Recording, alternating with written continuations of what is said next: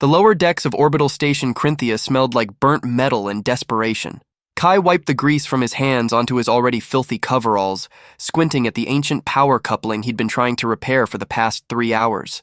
The thing was older than he was, probably older than his father had been, and it wheezed like a dying animal every time the station's gravity generators kicked in.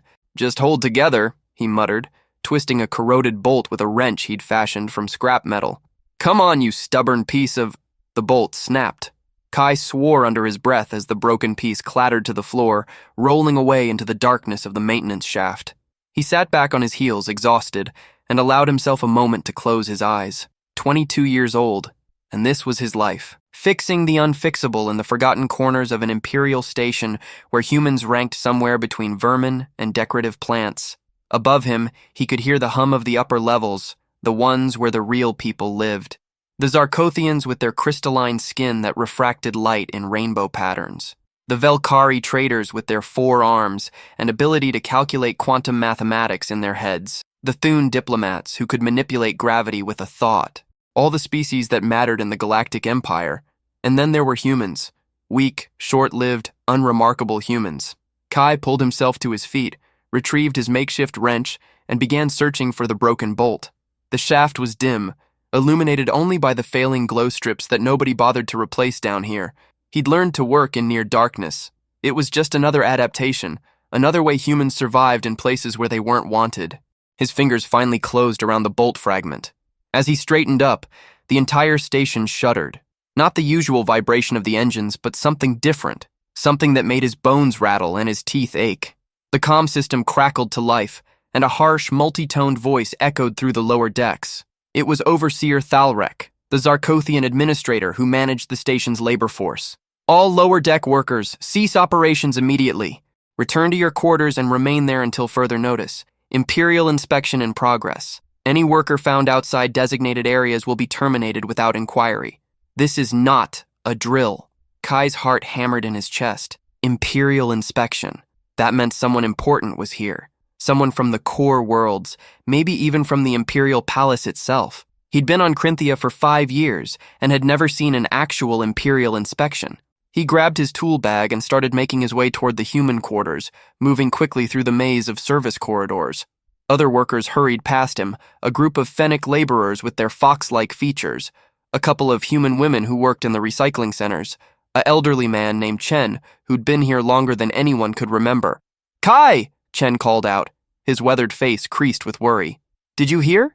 They say the Emperor himself is here." Kai stopped, nearly dropping his bag.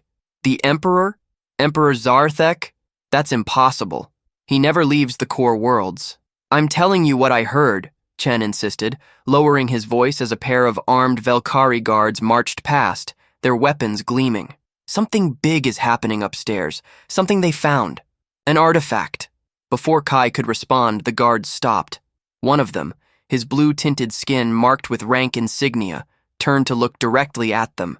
"You, humans, quarters, now." The guard's translator rendered his clicking speech into flat, emotionless words. "Or we'll drag your corpses there." Kai and Chen didn't need to be told twice. They hurried down the corridor, taking the narrow stairwell that led to the human residential section. It was little more than a converted cargo bay, divided into small cubicles by thin walls that didn't reach the ceiling. Privacy was an illusion here. Comfort was a memory. Kai ducked into his cubicle, barely larger than a closet, and sat on his cot. His hands were still shaking. The Emperor. Here. It didn't make sense. Zarthek ruled an empire that spanned 73 systems, commanded fleets that could glass planets, held court in a palace built from the cores of dead stars. What could possibly bring him to a backwater station like Crinthia? Hours passed. Kai tried to sleep but couldn't. The station continued to vibrate with unusual activity. Heavy footsteps overhead, the whine of transport vehicles, voices speaking in languages his translator couldn't parse. Finally, exhausted, he drifted into an uneasy doze. He woke to chaos. Alarms were screaming. Red emergency lights strobed through the thin walls of his cubicle. And over the station's intercom, Overseer Thalrek's voice was shouting orders. "All workers report to Assembly Hall 7 immediately. Repeat, all workers to Assembly Hall 7. Failure to comply will result in immediate termination." Kai stumbled out of his cot, still half asleep, and joined the flood of workers pouring into the corridors. Nobody spoke. They'd learned that silence was safer than questions. The crowd moved like a single organism, herded by guards who kept their weapons conspicuously visible. Assembly Hall 7 was one of the larger spaces on the station, usually used for cargo sorting and processing. But when Kai pushed through the doors, he stopped dead, his breath catching in his throat. The hall had been transformed. Massive holographic displays floated in the air, showing star maps and complex equations. Lighting arrays created a cathedral-like atmosphere, with beams of light cutting through manufactured mist. And at the center of it all, on a raised platform surrounded by guards, scientists, and officials in glittering ceremonial armor, stood a transparent case. Inside the case was a fragment of metal. It didn't look like much, maybe the size of a human hand, rough-edged, dull gray in color. But something about it made Kai's skin prickle. Even from this distance, even surrounded by all the spectacle and theater, that piece of metal drew the eye. It felt wrong somehow, old, important. And standing before the case, towering over every other being in the hall, was Emperor Zarthek himself. Kai had seen images of the Emperor, of course. Everyone in the Empire had, but images didn't do him justice. Zarthek was nearly 9 feet tall, his body encased in living armor that seemed to shift and flow like liquid mercury. His skin was silver, actually silver, reflecting the lights around him. His eyes were black voids with stars dying in their depths, literally, through some biological or technological enhancement that Kai couldn't begin to understand. When the Emperor moved, reality seemed to bend slightly around him. When he spoke, his voice carried harmonics that made Kai's bones vibrate.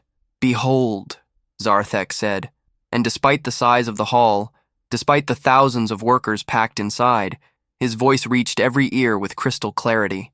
The impossible made manifest. He gestured toward the fragment, and the holographic displays shifted, zooming in on the metal's molecular structure.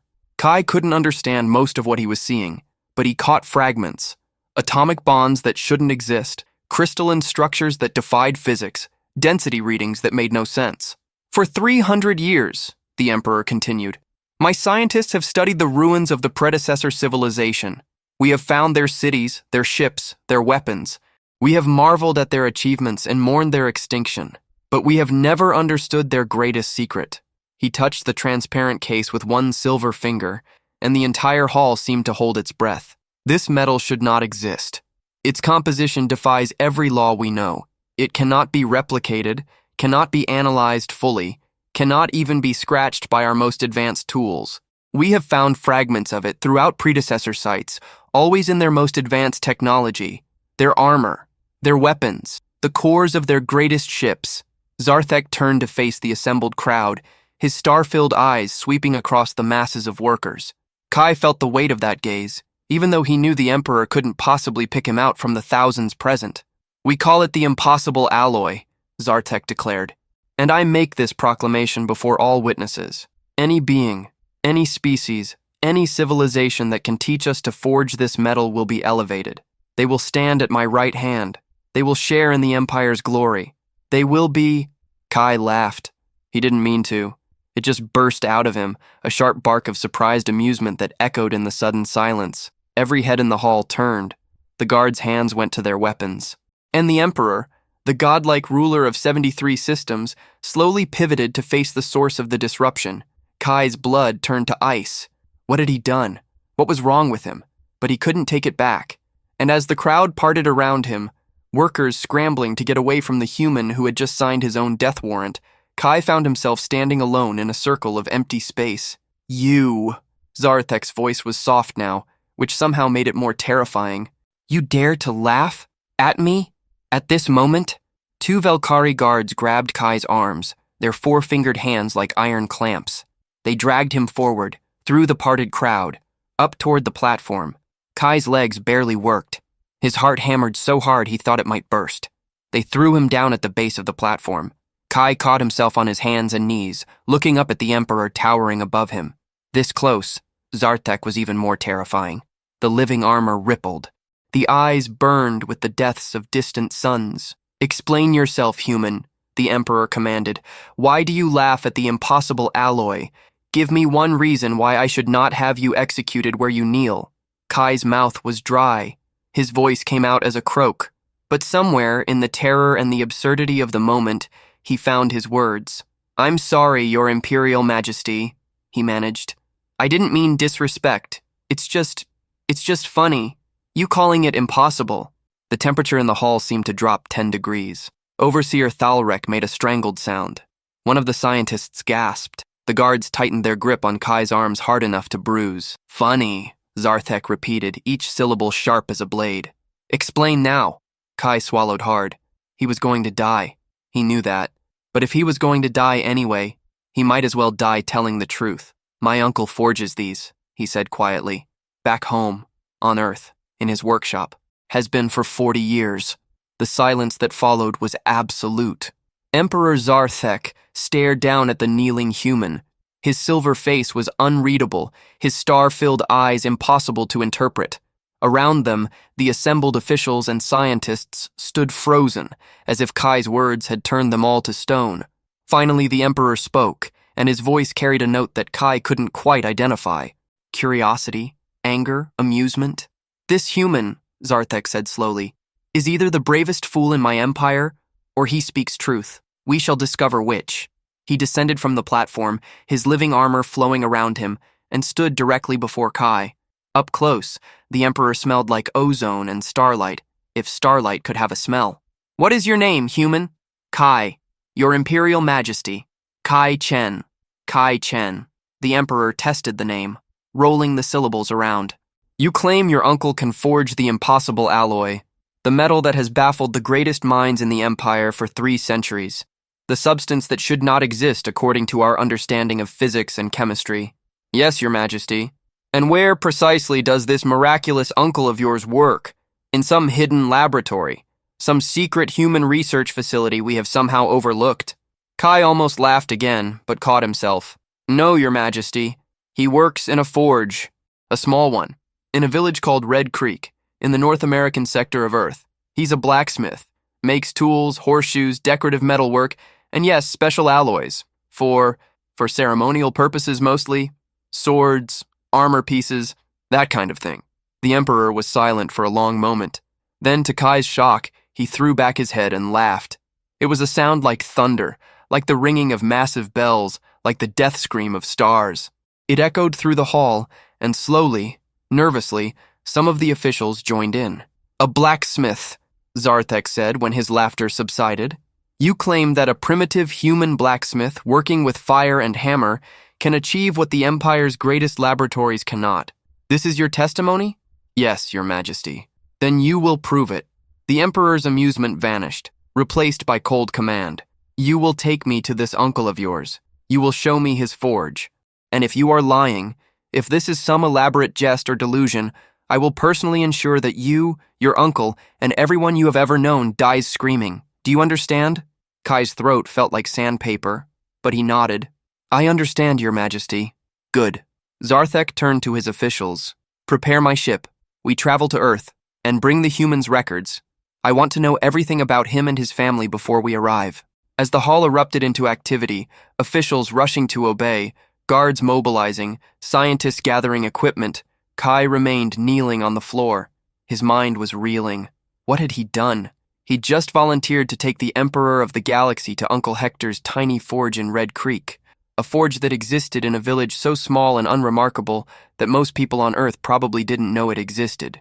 A forge where his uncle, a 70-year-old man who still used techniques passed down from his great-great-grandfather, made what he called heritage steel for hobbyists and historical reenactors. And Kai had just bet his life, and possibly the lives of everyone he'd ever known, that Uncle Hector could prove the impossible. A guard pulled him to his feet. "Move, human. The Emperor's ship leaves in 2 hours.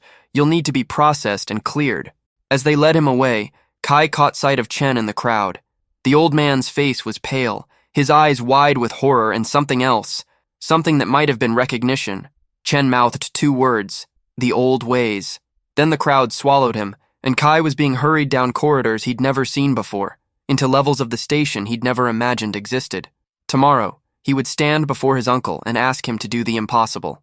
Tonight, he could only pray that Uncle Hector's forge held secrets that even the Empire didn't know. The impossible alloy awaited, and Kai Chen, humble mechanic from the lower decks, was about to discover that sometimes the most powerful weapons in the galaxy were hidden in the hands of those the Empire had forgotten. The Imperial flagship descended through Earth's atmosphere like a falling star wrapped in thunder.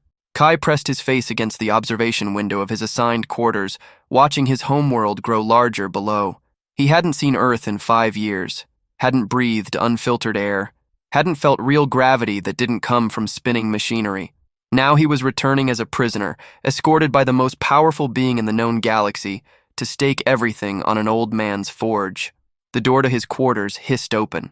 Commander Vexara entered without knocking, her scaled reptilian features twisted into what Kai had learned to recognize as contempt. She was Zarthek's personal security chief, a Skararai warrior whose species had earned their place in the Empire through centuries of military dominance. "The Emperor wishes to speak with you before landing," she said, her translator rendering her hissing speech into clipped, harsh words. "Try not to waste his time with more of your pathetic human jokes." Kai stood, his legs unsteady. They'd been traveling for 18 hours through the Empire's quantum slip lanes, and his body still hadn't adjusted to the multiple gravity shifts. "I wasn't joking, Commander." "Then you're a fool." Vexara's yellow eyes narrowed. "I've reviewed your family records. Your uncle is 73 years old. He operates a primitive forge in a settlement of less than 400 humans. He has no scientific training, no advanced degrees, no recognition from any imperial institution.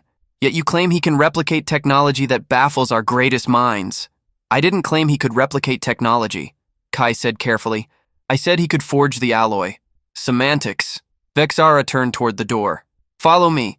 And human, when the Emperor realizes you've wasted his time, I have volunteered to personally carry out your execution. I will make it last days." They walked through corridors that made the upper levels of Station Crinthia look like slums. The flagship's interior was a work of art. Walls that shifted through colors like living rainbows, floors that felt like walking on clouds, air that tasted like spring mornings on a dozen different worlds. Kai had never imagined such wealth, such casual display of power. Guards stood at every intersection, their armor worth more than everyone in Red Creek would earn in their entire lives combined. Officials hurried past carrying data tablets that probably contained the fates of billions. And through it all, Kai walked in his dirty coveralls, still smelling of grease and sweat, utterly out of place. The Emperor's audience chamber was at the heart of the ship. The doors alone were 30 feet tall, carved from a single piece of midnight blue crystal that showed distant nebulae swirling in their depths. They opened silently as Vexara approached. Inside, Emperor Zarthek stood before a holographic display showing Earth rotating slowly in the air. He didn't turn as they entered. "Beautiful world," he said softly. "Surprising diversity of biomes, rich resources, surprisingly resilient native species, despite your physical limitations." He paused. "Tell me, Kai Chen, why have humans never risen to prominence in my empire?" Kai swallowed. This felt like a trap. I don't know, Your Majesty. No exceptional physical capabilities. No natural weapons. No biological adaptations that would give you advantage in any environment. Your lifespans are short. Your strength is minimal. Your senses are dull compared to most species." Zarthek finally turned, his star-filled eyes fixing on Kai. "By every logical measure, humans should have gone extinct before achieving spaceflight. Yet here you are, spread across 17 systems, surviving, persisting. We're stubborn, Your Majesty." The Emperor laughed. "That sound like dying stars." "Yes, I've noticed. But stubbornness doesn't forge impossible metals. So explain to me, Kai Chen. Explain how your species, your uncle specifically, could possess knowledge that eludes the Empire's brightest scientists." Kai took a breath. He'd had 18 hours to think about this, to prepare his answer. "Your scientists are looking forward, Your Majesty, trying to understand the predecessor civilization's advanced technology. They're trying to figure out what tools and processes those ancient people used." "And your uncle looks backward?" Zarthek's tone was dangerous. "Not backward, deeper. My uncle didn't learn his craft from books or universities. He learned it from his father, who learned it from his father, going back generations. The techniques he uses are older than the Empire, older than human spaceflight. Some of them might be older than human civilization itself. Ancient superstition." Commander Vexara spat the words. "Your Majesty, this is a waste of—" Zarthek raised one silver hand, and Vexara fell silent immediately. "Continue," he told Kai. When humanity first reached the stars, we brought our technology with us. Computers, databanks, advanced manufacturing. But we also brought our traditions, the old ways. Because knowing how to do something with machines is different from understanding why it works. Kai stepped closer to the holographic Earth, pointing to the North American continent. My uncle doesn't just follow a recipe, Your Majesty. He understands the metal. He knows how different ores behave when heated, how they merge, how impurities can be either removed or transformed into strengths. He can read the color of heated steel and know its exact temperature. He can hear the sound of his hammer and know if the crystalline structure is forming correctly. Folk knowledge, Vexara muttered. Primitive guesswork. Maybe, Kai admitted, but it works. And maybe, just maybe, the predecessors didn't have laboratories and quantum forges either. Maybe they had something else. Something we lost when we decided that only the new mattered, only the advanced counted. Emperor Zarthek was silent for a long moment. Then he nodded slowly. We shall see. Commander Vexara, prepare a security detail. We land within the hour. And Kai Chen? Yes, Your Majesty? Pray that your uncle's forge holds the answers you've promised. Because if it doesn't, I will burn Red Creek to ashes. Every building, every human. I will erase it so thoroughly that future historians will debate whether it ever existed at all. The Emperor turned back to the holographic Earth, dismissing them. Vexara grabbed Kai's arm and practically dragged him from the chamber. You've doomed your entire village, she hissed as they walked. I hope your uncle's primitive hammering was worth it. Kai didn't answer, because deep down, beneath the fear and the desperate hope, a small voice whispered that maybe Vexara was right. The Imperial flagship didn't land in Red Creek. It landed 5 miles outside the village in an empty field that had been used for growing wheat until the ship's gravitational wake flattened it into a perfectly smooth circle. The locals would talk about that field for generations. What they'd talk about even more was the procession that emerged from the ship. First came the guards, 50 of them, in full ceremonial armor that gleamed like captured starlight. They formed 2 perfect lines, weapons held at attention. Then came the officials and scientists, a dozen specialists in various fields, carrying equipment that hummed and glowed and defied easy description. Then came Emperor Zarthek himself. He had chosen to arrive in his full imperial regalia. His living armor had transformed into something that looked like it had been carved from frozen lightning. A cloak that seemed to be made of actual space, complete with distant stars and swirling galaxies, flowed behind him. His silver face was covered by a mask that shifted through expressions too complex for humans to fully read. And beside him, dwarfed by the spectacle, walked Kai in his coveralls. The residents of Red Creek had gathered at the village limits. 372 humans standing in nervous clusters whispering among themselves. They'd received word that something was coming, but nobody had believed the rumors. The Emperor? Here? In Red Creek? Kai searched the crowd frantically, looking for one face. There, standing near the front, leaning on his walking stick, his weathered face creased with confusion and concern. Uncle Hector. The old man was exactly as Kai remembered. Tall and lean, with arms still corded with muscle despite his 73 years. His hands were scarred from decades of forge work, his beard was iron gray, and his eyes, those sharp, knowing eyes, missed nothing. When Hector saw Kai, recognition flashed across his face, followed immediately by worry. Kai tried to give him a reassuring nod, but it probably looked more like a grimace. The procession stopped about 50 feet from the gathered villagers. Emperor Zarthek stepped forward, and his voice, amplified by technology Kai couldn't see, rang out across the field. Humans of Red Creek, I am Emperor Zarthek, sovereign ruler of the Galactic Empire. I come seeking knowledge. Your village harbors a craftsman named Hector Chen. Bring him forward. The crowd parted, people physically backing away from Hector as if proximity to him might be dangerous. The old man stood his ground, though Kai could see his knuckles white where he gripped his walking stick. I'm Hector Chen, the old man called out, his voice strong despite his age. And unless I'm much mistaken, that's my nephew standing next to you, looking scared half to death. Kai, boy, what kind of trouble have you gotten yourself into? Despite everything, despite the fear and the pressure and the very real possibility of imminent death, Kai felt a smile tug at his lips. That was Uncle Hector, facing down the Emperor of the Galaxy, and his first concern was scolding his nephew.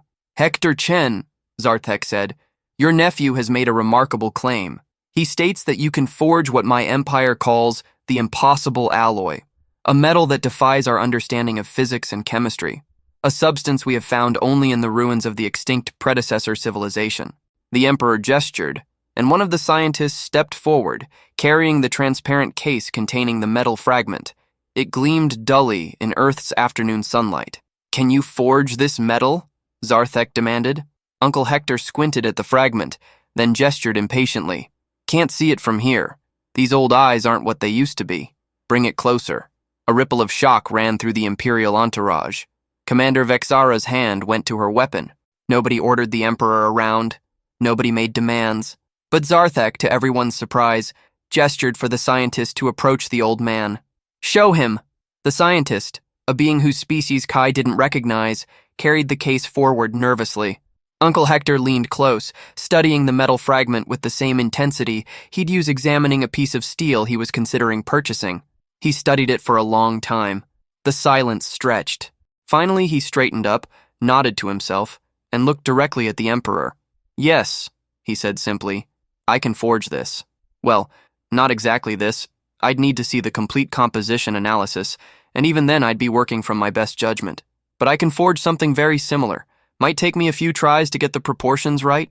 The gathered scientists erupted into protests and questions. Commander Vexara looked like she wanted to shoot someone. But Emperor Zarthek held up one hand, and silence fell immediately. "You will demonstrate," he commanded. "Now, take us to your forge." Uncle Hector shrugged. "Sure, it's about a quarter-mile down the main road. Though I'll warn you, it's not fancy. Just a forge. Been in my family for 4 generations. But it's nothing like what you're probably used to. Lead the way," Zarthek said. So the strangest procession in Red Creek's history began. Uncle Hector at the front, walking slowly with his stick. Emperor Zarthek beside him, towering over the old man like a god walking among mortals. Behind them, the scientists, officials, and guards, and scattered among the Imperial entourage, the residents of Red Creek, unable to resist following along to see what would happen. Kai walked beside his uncle, and the old man leaned close to whisper, "Boy, you better have a good explanation for this, because if you've been telling tales again..." "It's a long story, Uncle Hector, but I swear I didn't lie. I just told the truth." "The truth can be a dangerous thing," Hector said softly, "especially when nobody wants to hear it." They reached the forge after 10 minutes of walking. It sat at the edge of the village, a simple stone building with a corrugated metal roof. Smoke stains darkened the stones around the chimney. A hand-painted sign over the door read, "Chen Family Forge, established 2089. To Kai, it looked exactly like home. To the Imperial entourage, it probably looked like something from a museum or a joke. Uncle Hector pushed open the door, and they entered. The forge's interior was dim, lit by afternoon sun streaming through high windows. The space smelled like coal smoke and hot metal, a scent that immediately transported Kai back to his childhood, watching his uncle work. The forge itself dominated one wall, a massive stone structure with a coal bed and hand-operated bellows. An anvil sat nearby, its surface scarred by thousands of hammer strikes. Tools hung from the walls, hammers, tongs, chisels, measuring implements, all worn smooth by use. In one corner sat bags of different ores and additives. In another, a cooling trough filled with water. And everywhere, scattered examples of Uncle Hector's work. Decorative gates, repaired farm tools, ceremonial swords and armor pieces for historical reenactors. It was primitive. It was ancient. It was beautiful in its simplicity. Emperor Zarthek stood in the center of the forge, slowly turning to take it all in. His mask had retracted, revealing his silver face, and Kai couldn't read his expression. "This," the Emperor said finally, "this is where you claim the impossible can be achieved."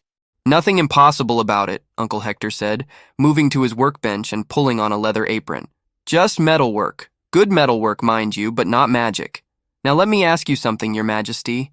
That metal fragment you showed me, where was it found?"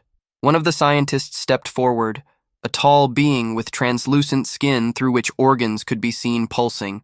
"In the ruins of a predecessor fortress world, deep in the planetary crust. The fragment was part of a larger structure, possibly a support beam or weapon housing." "Deep in the crust," Uncle Hector repeated, nodding. "So it was subjected to extreme heat and pressure. For how long?" "Unknown. The fortress was destroyed approximately 300,000 years ago. The fragment could have been buried for millennia. And the surrounding rock? What type? The scientist looked confused. I would need to check the geological surveys. Don't bother. I can guess. Uncle Hector moved to his ore bags, running his scarred hands over them as if reading Braille. See, the thing about metal is that it doesn't just sit there unchanged. It reacts with its environment. Temperature, pressure, surrounding materials, they all affect how it develops over time. You can't just mix some elements together and get the same result every time. The process matters, the environment matters, time matters. He pulled out 3 different bags, measuring portions of dark powder into a ceramic crucible. What you found wasn't forged, Your Majesty. Not exactly. It was forged, yes, but then it was refined, improved, transformed by time and heat and pressure in ways that probably weren't intentional. Emperor Zarthek moved closer, watching intently. Explain. Think of it like wine, Hector said, continuing to measure out materials with the confidence of long practice. You can make wine in a few weeks, but the good stuff? That takes years, decades. The aging process changes it, makes it something it could never have been fresh from the press. He carried the crucible to the forge and began building up the coal bed. Your predecessors, they probably forged something good, something strong. But what you found was that same metal after it spent 300,000 years deep underground, being slowly transformed by geological processes. Are you saying, one of the scientists asked skeptically, that we can't replicate the impossible alloy because we can't wait 300,000 years? No, Hector said, lighting the forge with a long match. I'm saying you can't replicate it because you're not thinking about it right. You're trying to copy the finished product. You need to understand the process. He worked the bellows, and the coals began to glow. The forge breathed like a living thing, and heat washed over everyone in the room. Several of the more delicate aliens stepped back, uncomfortable with the temperature, but Uncle Hector moved closer, adjusting the airflow with small movements of the bellows handle. Now, he said, I can't give you an exact duplicate. Like I said, I'd need years to match what natural processes did, but I can make you something close, something that'll have similar properties. Won't be exact, but it'll be close enough that your scientists can study it and maybe figure out what they're really looking at. He placed the crucible in the forge's heart, and the heat began to work on it. The secret isn't in fancy equipment or complex formulas, it's in understanding what the metal wants to be. Metal doesn't want anything, Commander Vexara said scornfully. It's an inanimate substance. Uncle Hector looked at her, and his weathered face held something like pity. That's why you'll never understand. That's why all your laboratories and quantum forges can't replicate this, because you think of metal as dead, as something to be forced into shape. He turned back to the forge, watching the crucible glow brighter. But metal is alive in its way. It has a nature, a tendency. Push against that nature, and you get brittleness, weakness, failure. Work with it, and you get something stronger than either the smith or the metal could achieve alone. The crucible was glowing white-hot now. Uncle Hector pulled it from the forge using long tongs, moving with the careful confidence of someone who had done this 10,000 times before. He poured the molten metal into a mold he'd prepared, a simple bar shape, nothing fancy. Now we wait, he said, setting the mold aside to cool.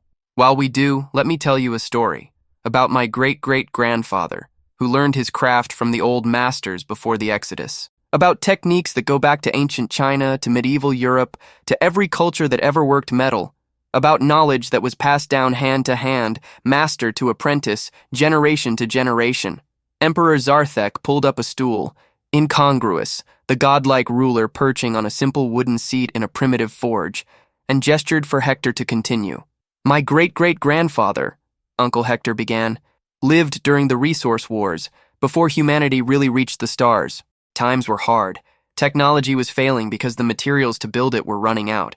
People were desperate. He checked the cooling mold, judging its temperature by color alone. And in that desperation, some people remembered the old ways. Because you know what never runs out? Earth, stone, metal ore, the basic stuff. And you know what never stops working? Fire, hammer, human hands. So they went back, relearned what had been forgotten. And they found something interesting. The old masters knew things we'd lost. Not everything, mind you, but some things, important things. The mold had cooled enough. Uncle Hector cracked it open, revealing a gray-silver bar of metal. It didn't look like much. Just a simple ingot, rough cast, unfinished. But Emperor Zarthek leaned forward, his star-filled eyes widening slightly. Because even in its crude state, even unfinished and unpolished, the metal looked exactly like the impossible alloy. "Now," Uncle Hector said, carrying the bar to his anvil, "we make it sing." He chose a hammer, not the largest one, but a well-balanced tool worn smooth by years of use. He tested the metal's temperature with a quick touch, nodded to himself, and raised the hammer. The first strike rang out like a bell. And in that sound, carried on waves that human ears could barely hear, but that every being in the forge felt in their bones, was the echo of something ancient, something powerful, something that whispered of mountains being born and stars being forged. Uncle Hector smiled and raised his hammer again. "Let me show you," he said to the Emperor of the Galaxy, "what's possible." The hammer fell in a rhythm older than spaceflight. Each strike sent sparks dancing across the dim forge like tiny stars being born and dying in the space of a breath. Uncle Hector worked the metal with movements that looked simple, but held generations of knowledge in every gesture. Kai watched his uncle work, and for the first time in 5 years, he felt something like peace. This was where he'd learned that patience could be a strength, that quiet competence could speak louder than grand declarations. Uncle Hector had taught him that some truths were too deep for words, written instead in the language of heat and hammer and honest sweat. Emperor Zarthek stood motionless, his star-filled eyes fixed on the anvil. His scientists had deployed their equipment, scanners and sensors, creating a web of light around the forge, recording every detail. But their instruments kept giving readings that made no sense, displaying numbers that contradicted each other, or showing values that should have been impossible. "The molecular structure is shifting," one scientist muttered, her voice filled with confusion. "But there's no additional energy input beyond the hammer strikes. The bonds are reorganizing themselves, but the thermal dynamics don't support." "Be quiet," Zarthek commanded softly. "Watch. Learn." Uncle Hector flipped the bar, examined it with eyes that had judged steel for 50 years, and struck again. The metal was taking shape now, lengthening, the rough cast surface smoothing under the hammer's patient insistence. He worked in sections, heating and hammering, folding the metal back on itself, creating layers that would give the finished piece its strength. "You see?" Hector said, his voice steady despite the physical exertion. "Metal has memory. Strike it one way, it remembers. Heat it and cool it, it remembers. Every choice the smith makes gets written into the structure. You can read a piece of metal like a book if you know how to look." He thrust the bar back into the forge, working the bellows with his foot while he prepared his next tools. "Your predecessors understood this, had to. Because if they were like us, and I'm betting they were in the ways that matter, they started with fire and stone and figured out the rest from there. The predecessors were advanced beyond measure," Commander Vexara said coldly. She'd been growing more agitated as the demonstration continued, pacing the forge's perimeter like a caged predator. "They built ships that could fold space, weapons that could crack planets. They did not work with primitive forges. Maybe not at the end," Hector agreed, pulling the glowing metal from the forge. "But they started somewhere. Every civilization does. And maybe, just maybe, when they got all advanced and technological, they didn't forget where they came from. Maybe they brought the old knowledge along and mixed it with the new." He struck the metal again, and this time even Kai could see something strange happening.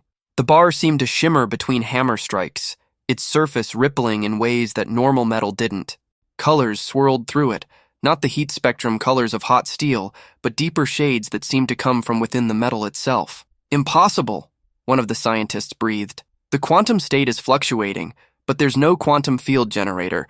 The lattice structure is achieving coherence without any coherence field. This violates every principle of—" "Or maybe your principles are incomplete," Uncle Hector interrupted gently. He set the hammer aside and carried the bar to his cooling trough, but instead of plunging it directly into the water, he held it above the surface, letting it cool more slowly in the rising steam. "You built your physics from the top down, studying what the predecessors left behind. We built ours from the bottom up, learning from the earth itself. Maybe both approaches find truth, just different parts of it." The metal cooled, its glow fading from white to red to gray. Uncle Hector lifted it from the steam, examined it closely, then nodded with satisfaction. He carried it back to the anvil and, choosing a smaller hammer, began the final shaping. These strikes were gentler, more precise, adding details rather than forming the basic structure. "How long have you known?" Emperor Zarthek asked suddenly. How long has humanity possessed this knowledge? Uncle Hector didn't pause in his work. Depends on what you mean by this knowledge. People have been working metal for thousands of years. The basics? Ancient, prehistoric. But the specific techniques for alloys like this? They were rediscovered during the resource wars, refined during the Exodus. Maybe 300 years of active development. 300 years, Zarthek repeated. The same span the Empire has been studying the impossible alloy. And in that time, you achieved what our greatest laboratories could not.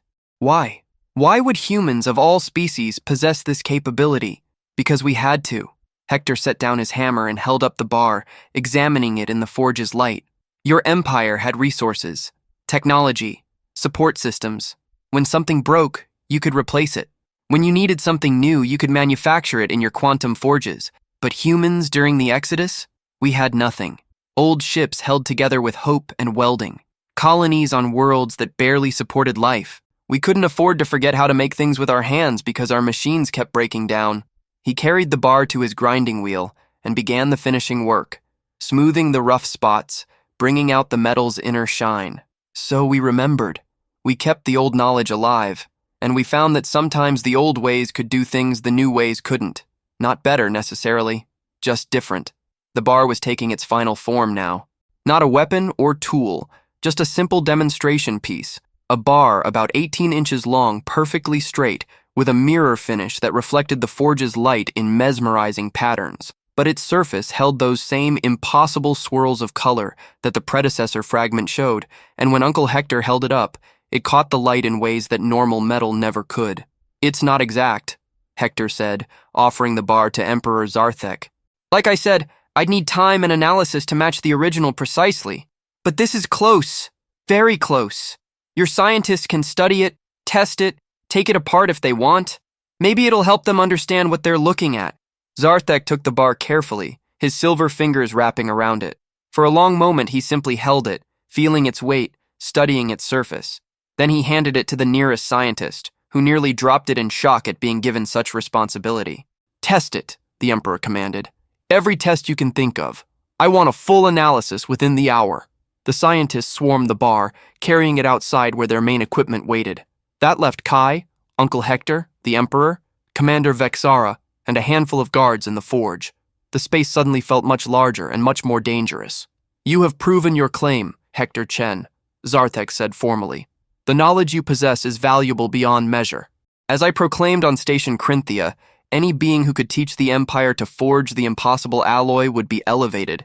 You will be given a position as Imperial Metallurgist, with laboratories and resources beyond imagination. You will— No, thank you, Uncle Hector interrupted. The temperature in the forge seemed to drop 20 degrees. Commander Vexara's hand went to her weapon. The guards tensed. Even Kai felt his heart stop for a moment. Nobody refused the Emperor. Nobody. What did you say? Zarthek's voice was soft, which somehow made it more terrifying than any shout could have been. I said no thank you, Your Majesty. Uncle Hector began cleaning his tools, wiping them down with an oil rag with the same care he'd used in forging. I appreciate the offer, I do. But I'm 73 years old. I've got this forge, got this village, got my work, don't need laboratories or resources, don't want to leave Earth. You refuse me. It wasn't a question. Not refusing you exactly, just declining the offer. But I'll tell you what I will do. Hector hung his hammer back on its hook, each tool returned to its precise place. I'll teach your scientists what I know. Right here, in this forge. They can stay as long as they need, learn whatever they want. I'll answer their questions, show them the techniques. Knowledge isn't meant to be hoarded, it's meant to be shared. Uncle Hector, Kai said urgently, maybe you should— Let him speak, Zarthek commanded. I wish to hear his reasoning. Uncle Hector finished organizing his tools and turned to face the Emperor directly. Despite the difference in their heights, despite the vast gulf in their power and status, something in the old man's bearing made them seem almost equal. Your Majesty, you rule an empire of 73 systems. You command fleets and armies. You hold the fates of billions in your hands. You need me to drop everything and become your Imperial Metallurgist? What I need, Zarthek said, is to understand how humanity has kept this knowledge hidden, how a primitive forge on a backwater world possesses capabilities that the Empire lacks, how— He stopped. When he spoke again, His voice was different, curious rather than commanding. You're saying I don't need you specifically. I need the knowledge to spread, to be available, to be taught. Now you're getting it. Uncle Hector smiled, the expression crinkling his weathered face. See, the problem with making one person imperial metallurgist is that the knowledge stays with one person, locked up in some laboratory, classified, controlled. But if you let me teach your scientist here, in my forge, where anyone can watch, then the knowledge spreads, gets shared, becomes part of what everyone knows instead of a secret to be guarded. He speaks treason, Commander Vexara hissed, refusing imperial appointment, suggesting that advanced knowledge should be freely distributed. He speaks wisdom, Zarthek interrupted. Unexpected wisdom from an unexpected source. The Emperor moved to one of the forge windows, looking out at Red Creek. The sun was setting, painting the simple buildings in gold and crimson. I have ruled for 217 years, Hector Chen. In that time, I have elevated scientists, conquered worlds, built wonders that will outlast the stars themselves. And yet I have never heard anyone suggest that knowledge should be given freely rather than carefully controlled. Can't control knowledge, Hector said. Not really.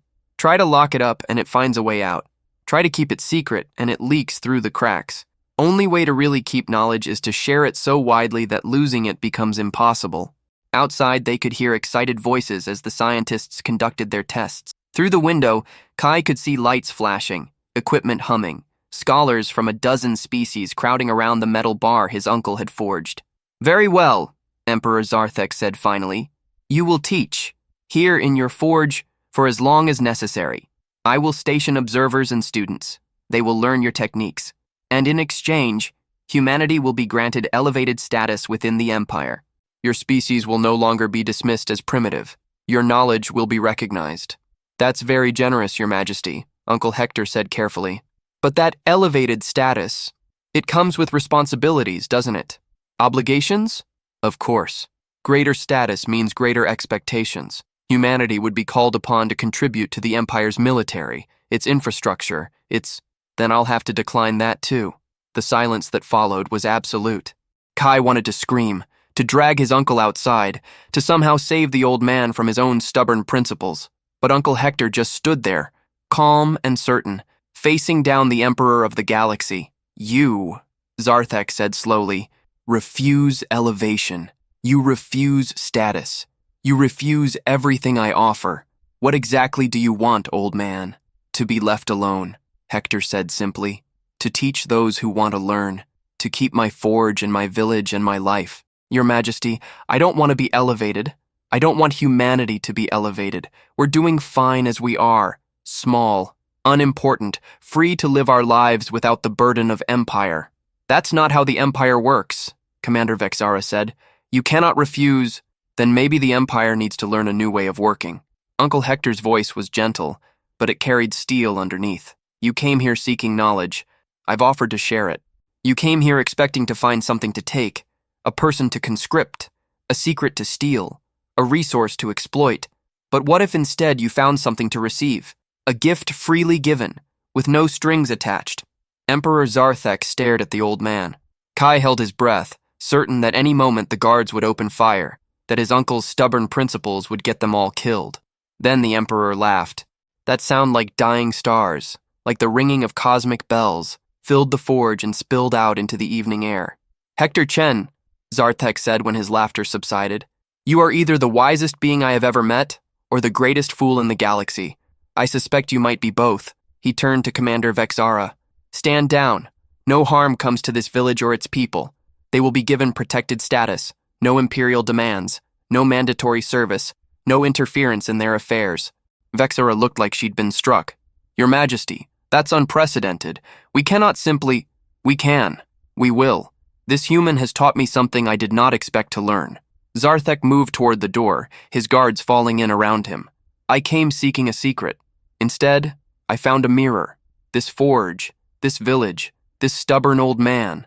They show me what the Empire has forgotten, that some things have value precisely because they cannot be commanded or controlled. He paused in the doorway, looking back at Uncle Hector. Your students will arrive tomorrow. Teach them well, blacksmith. Show them that the old ways and new ways can exist together. And perhaps, in teaching them metallurgy, you will teach the Empire something more important. "What's that, your majesty?" Hector asked. "Humility." The emperor departed, his entourage following, leaving Kai and his uncle alone in the forge as darkness fell. For a long moment, neither of them spoke. Then Kai let out a breath he didn't know he'd been holding. "Uncle Hector, do you have any idea how close we came to dying?" "Yes, but some things are worth the risk, Kai." The old man sat down heavily on his stool, suddenly looking every one of his 73 years. The Empire came here expecting to take. Someone had to show them a different way. You could have been killed. The whole village could have been destroyed. Could have been. Wasn't. Uncle Hector smiled tiredly. "Have faith, boy. Sometimes the world surprises you. Sometimes standing firm on principle works out." Outside, they could hear the Imperial scientists packing up their equipment, the villagers slowly dispersing, the sound of the flagship's engines warming up. Tomorrow, everything would change. Students would come. The Empire would be watching. Red Creek would never be the same. But tonight, in the darkness of the forge, with the cooling anvil still ticking as it released its heat, Kai sat with his uncle in comfortable silence. "You really think they'll leave us alone?" Kai asked finally. "The Emperor will," Hector said. "He's a man of his word, I think. But the Empire is bigger than one man, even an emperor. There will be others who don't like what happened here. Others who see opportunity or threat. Like Commander Vexara? Like her, yes." Uncle Hector stood, moving to bank the forge's fire for the night. "She looked at you with murder in her eyes, Kai. She looked at me like I'd stolen something from her. We'll need to be careful. The Emperor may have granted us protection, but that doesn't mean we're safe." Kai helped his uncle close up the forge, securing tools, covering materials, making sure everything was ready for tomorrow. As they worked, his mind was already spinning, considering threats and possibilities. His uncle had won today, but the victory felt fragile, like a metal bar that looked strong but might shatter under the wrong kind of stress.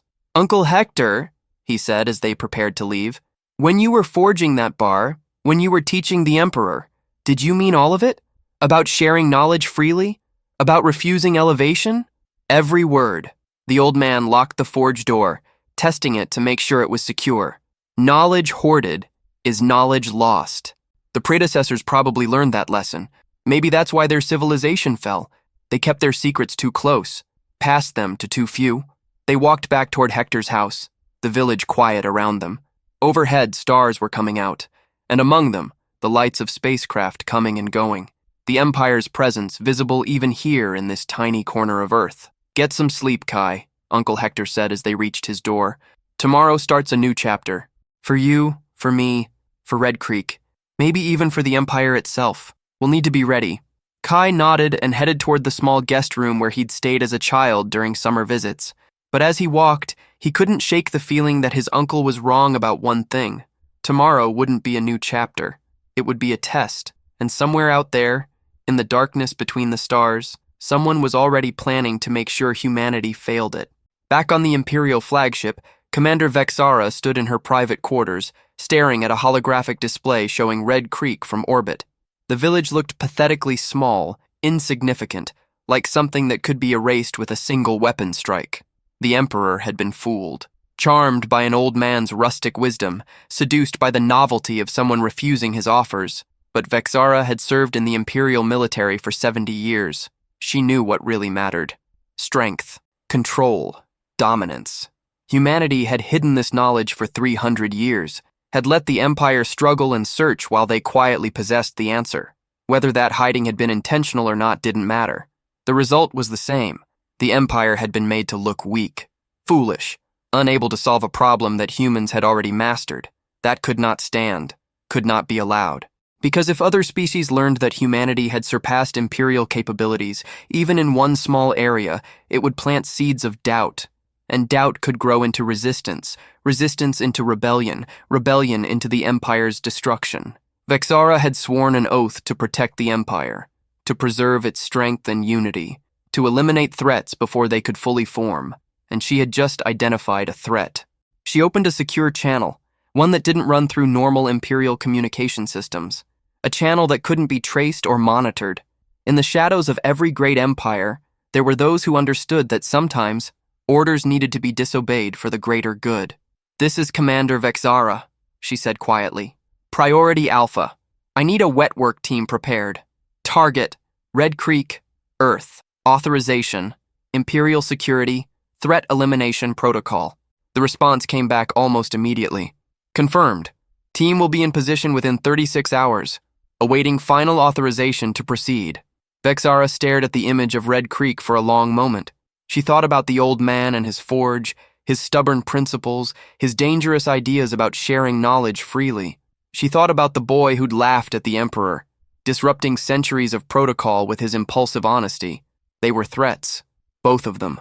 Not because they were evil, but because they were changing things, forcing the Empire to question itself, to adapt, to acknowledge that the old certainties might not be absolute. And change, in Vexara's experience, was just another word for weakness. 36 hours, she confirmed. Then proceed. Make it look like an accident. Equipment malfunction in the forge. Explosion. Fire.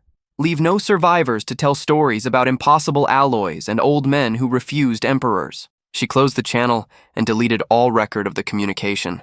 Then she poured herself a drink from her private stock and raised the glass toward the holographic image of Red Creek. Nothing personal, she whispered. Just protecting the Empire. The way I always have. The way I always will. She drank, and on the hologram the village continued its peaceful evening, unaware that its hours were numbered. Unaware that while they slept, death was being carefully, efficiently scheduled. In 36 hours, Red Creek would burn, and with it, any hope that humans could be more than what the Empire had decided they should be, unless someone stopped her. Unless somehow the impossible happened one more time. Kai couldn't sleep. He lay in the small guest room, staring at the ceiling, listening to the unfamiliar sounds of Earth at night. Wind in the trees, insects chirping, the distant lowing of cattle. After 5 years in space stations where every sound was mechanical, the organic symphony of his homeworld felt alien. But that wasn't what kept him awake. Something felt wrong. He couldn't name it, couldn't point to a specific detail, but his instincts, honed by 5 years of surviving in the Empire's lower decks, were screaming warnings. Commander Vexara's expression when the Emperor had granted Red Creek protection, the way she'd looked at Uncle Hector, the cold calculation in her yellow eyes. She wasn't going to let this stand. Kai was certain of it. He rolled out of bed, pulled on his clothes, and crept downstairs. Uncle Hector's house was dark and quiet. The old man slept soundly, exhausted by the day's work and drama. Kai envied him that peace but couldn't share it. He slipped outside. Red Creek was sleeping, windows dark, streets empty. But overhead, visible between the clouds, spacecraft lights moved across the sky.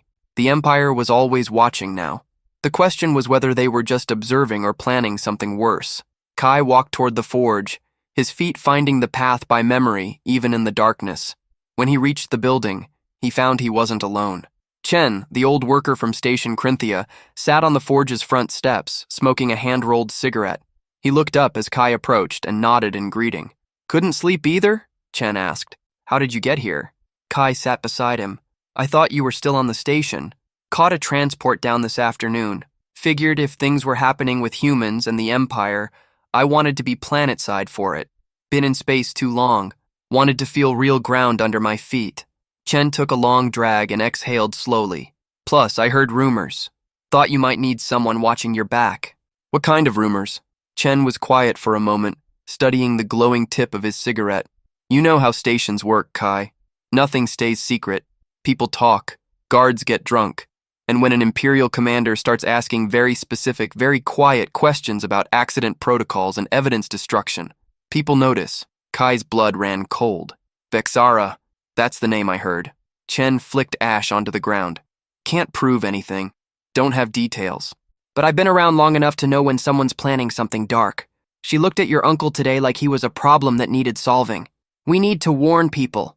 Get the village evacuated. Tell the Emperor." "Tell him what? That we have suspicions based on overheard rumors?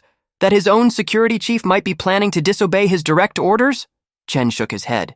He'd either dismiss it as paranoia or investigate so loudly that Vexara would know we're onto her. Either way, Red Creek ends up in the crossfire. Kai stood, pacing, his mind racing. Then what do we do? Just wait for her to attack? No, we watch, we prepare, and we trust that when the moment comes, we'll know what to do. Chen stood as well, grinding out his cigarette under his heel.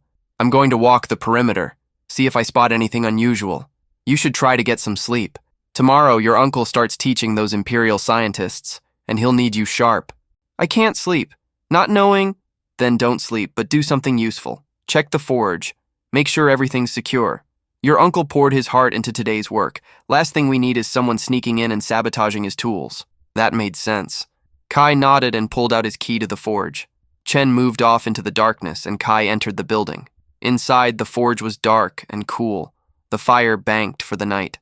Kai lit a lamp and began systematically checking everything. Tools were in their places. Materials were properly stored. The windows were locked. Everything seemed normal. Almost everything. On Uncle Hector's workbench, partially hidden under a canvas tarp, was something Kai didn't recognize. A small device, about the size of his fist, with a blinking light that pulsed once every few seconds. It looked technological, advanced. Definitely not something that belonged in a traditional forge. Kai's heart hammered as he carefully lifted the tarp. The device was attached to the gas line that fed the forge's pilot light. He didn't know much about explosives, but he knew enough to recognize a trigger mechanism when he saw one. Someone had planted a bomb in his uncle's forge. His first instinct was to run, to get away before it detonated. But the device's light was blinking steadily, calmly, not the rapid flashing of a countdown. Whatever this was, it wasn't set to blow immediately. Kai forced himself to breathe, to think. He couldn't just leave it here, but he also couldn't disarm it. One wrong move, and he might trigger it. He needed help, someone who understood Imperial technology. He was reaching for his comm unit when he heard voices outside. Multiple voices, speaking in hushed tones, not English. The clicks and hisses of languages his translator would have rendered if he'd been wearing it. Kai killed the lamp and pressed himself against the wall beside the window, peering out through a gap in the curtains. 3 figures moved through the darkness toward the forge. They wore dark clothing that seemed to absorb light, and they carried equipment that glowed faintly with readouts and controls. As they approached, one of them raised what looked like a scanner and swept it toward the building. Clear, the figure said, and Kai's translator implant rendered the words from some language he didn't recognize. No life signs. The device is in position and armed. Good. Commander Vexara wants this clean. We trigger it during the demonstration tomorrow, when the forge is full of people. Make it look like a gas explosion. Old human equipment, poorly maintained, tragic accident. The speaker pulled out a remote control unit, checking its display. Set for 14 hours. That should give us enough time to be off-world before anyone realizes it wasn't an accident. Kai's mind was racing. They were planning to blow up the forge during Uncle Hector's first teaching session with the Imperial scientists. Kill them all in one strike and blame it on human incompetence and outdated equipment. What about the Emperor's protection order? The third figure asked nervously. The Emperor ordered us not to interfere in Red Creek's affairs, the first voice said. He said nothing about protecting them from their own negligence. If their primitive equipment fails and causes casualties, well, that's simply the tragedy of using obsolete technology. They were walking toward the forge entrance now. Kai had seconds to make a decision. If they came in and found him, he was dead. If he ran, they'd hear him and hunt him down. If he stayed hidden, they might discover he'd found the device. And if he did nothing, tomorrow his uncle and dozens of innocent people would die. Kai looked around desperately for anything that could help. His eyes fell on Uncle Hector's demonstration bar, the impossible alloy, sitting on the workbench where the scientists had returned it after their tests. Beside it lay one of his uncle's hammers. An idea formed. Desperate, dangerous, but it was all he had. Kai grabbed the metal bar in one hand and the hammer in the other. As the door handle began to turn, he struck the bar against the anvil with all his strength. The sound was incredible. Not just loud, but piercing, resonant, wrong in a way that made teeth ache and bones vibrate. The impossible alloy rang like a bell forged in the heart of a dying star, and the sound carried through the night like a shockwave. The door burst open and the 3 figures rushed in, weapons raised. But Kai struck again and again, hammering the bar against the anvil in a rhythm that his body remembered from watching Uncle Hector work. Each strike sent vibrations through the building, through the ground, through the very air itself. "Stop him!" one of the figures shouted, but their weapons were sparking, malfunctioning. The sound waves from the impossible alloy were disrupting their equipment, scrambling their sensors, turning their advanced technology into useless junk. Kai kept hammering. His arms screamed with effort, but he didn't stop. Through the windows, he could see lights coming on in houses. People emerging, drawn by the sound. Uncle Hector appearing in his doorway, eyes wide. Chen running from the village perimeter. And overhead, spotlights suddenly blazing down from an Imperial ship that had been holding position in orbit. The Emperor's flagship, still present, descending rapidly toward Red Creek. The three saboteurs realized they were exposed. One of them lunged for the bomb trigger, but Kai swung the metal bar like a club, catching the figure across the head. The being went down hard, the trigger device skittering across the floor. The other two turned to run, but they were too late. The forge's door slammed open again, and Imperial guards poured in, weapons raised, moving with professional precision. Within seconds, the saboteurs were on the ground, bound with restraints that glowed with containment fields. Kai dropped the hammer and the bar, his arms shaking with exhaustion. His heart was hammering even harder than he'd been hammering the anvil. Around him, chaos erupted as more guards secured the scene, as Uncle Hector pushed through the crowd demanding answers, as Chen appeared at Kai's side with a grin of fierce pride. "Good thinking, boy," Chen said. "That sound carried for miles. Woke up half the province, I'd bet." Emperor Zarthek entered the forge, his silver face set in an expression that Kai couldn't read. He looked at the captured saboteurs, at the bomb still attached to the gas line, at Kai standing exhausted beside the anvil. "Explain," the Emperor commanded. So Kai did, quickly, clearly, laying out everything he'd found and everything he'd overheard. The bomb set to trigger during the demonstration, the plan to make it look like an accident, the orders to make it clean. "And these saboteurs," Zarthek said coldly, "mentioned who gave the orders?" "Commander Vexara, Your Majesty." The temperature in the forge seemed to drop. The Emperor turned to one of his guards. "Find her. Bring her here. Now." The guard saluted and sprinted from the forge. Zarthek moved to examine the bomb, his star-filled eyes studying it with the same intensity he'd shown when examining the impossible alloy. "Military grade," he said quietly. "Imperial security issue. The trigger signature is encoded to her personal command codes." He straightened, and when he spoke again, his voice carried a weight that made everyone in the forge flinch. "She disobeyed a direct order, plotted murder under cover of my authority, used Imperial resources to commit what would have been the greatest atrocity in recent history." Uncle Hector pushed through to Kai's side, checking him over with worried hands. "You hurt, boy?" "No, Uncle Hector. I'm okay. You saved us all," the old man said softly. "You and that metal bar. Seems my forge taught you more than I realized." "You taught me to listen to the metal," Kai said. "I just hoped it would listen to me when I needed it."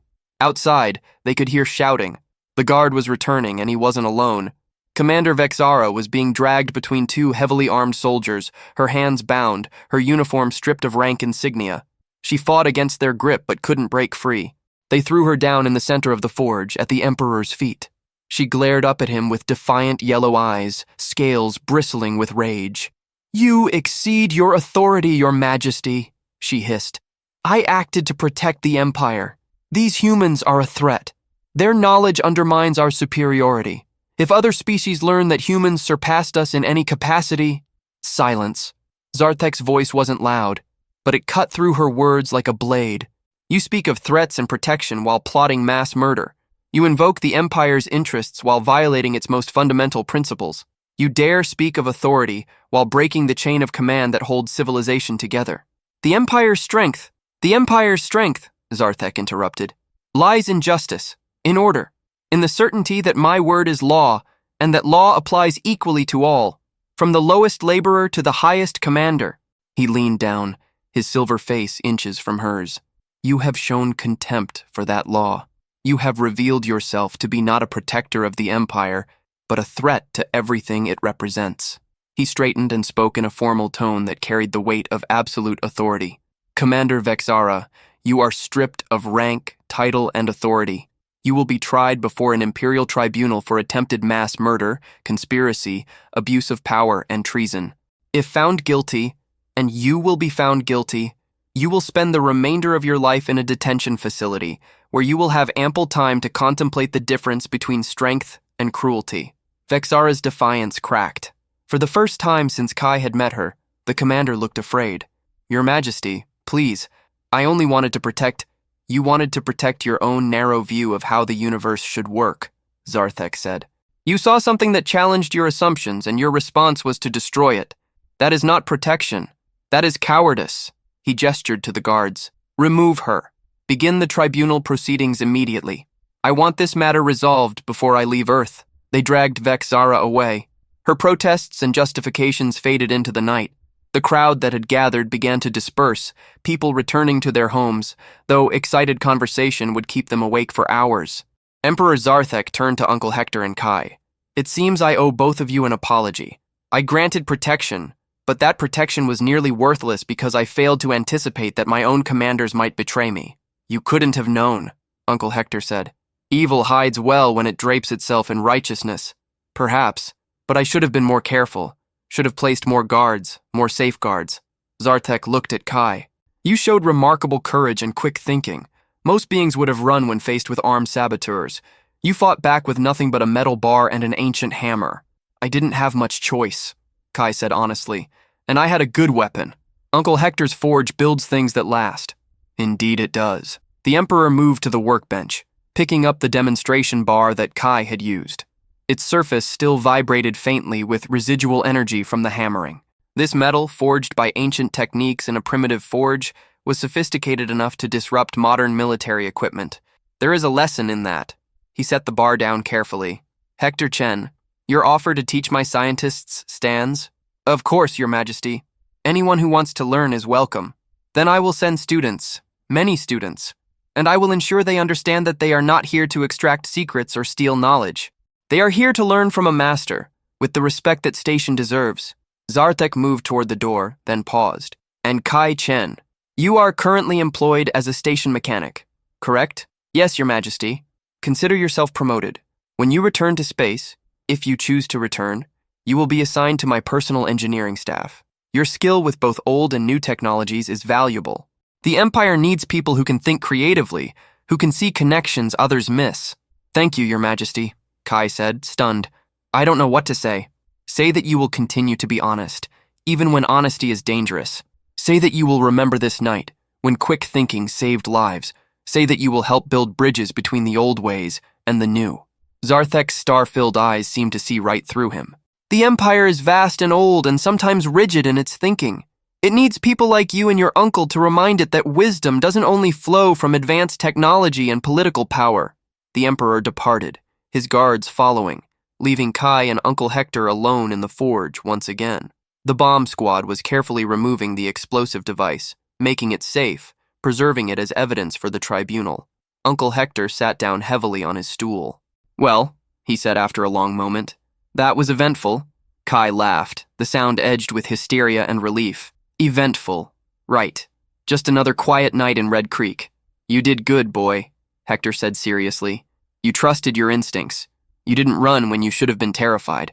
And you remembered what I taught you about metal, that it's not just dead material, but something alive in its own way. Something that can speak if you know how to listen and make others listen in turn. I was so scared, Kai admitted. I thought I was going to die. Thought we all were. Fear is fine. Fear keeps you careful. It's what you do with the fear that matters. Uncle Hector stood and put a hand on Kai's shoulder. You took your fear and forged it into action. Just like heating metal in a forge. Take something raw and rough, apply pressure and heat, and shape it into something useful. Chen appeared in the doorway. Guards are posted around the village perimeter. Emperor's orders. Nobody gets in or out without approval until the tribunal is complete. He grinned at Kai.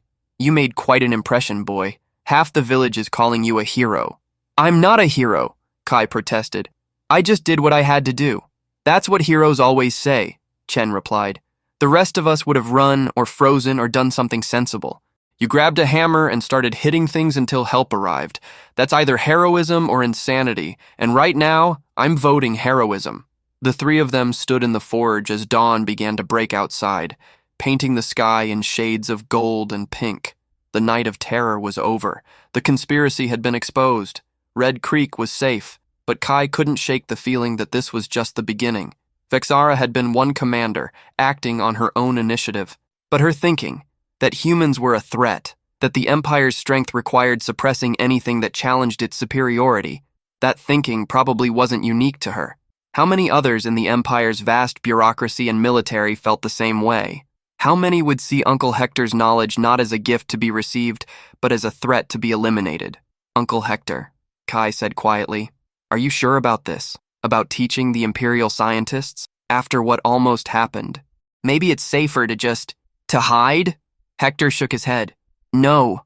Knowledge hidden is knowledge that dies. What almost happened tonight proves it.